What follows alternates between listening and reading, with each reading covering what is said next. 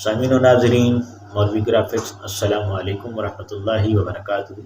आज हम आपको मोबाइल पर ही टैबलेट्स, गोलियाँ, दवाई की जो डब्बियाँ होती हैं ना, वो डब्बी एक बना करके डिज़ाइन करके दिखाएंगे।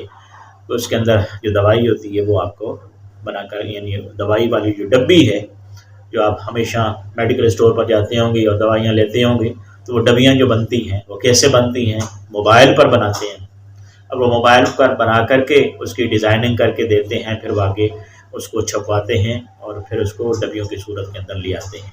असल पहले उसकी डिज़ाइनिंग होती है, तो वो डिज़ाइनिंग कैसी होती है, आइए मोबाइल स्क्रीन पर हम आपको दिखाएं कैसे होती है।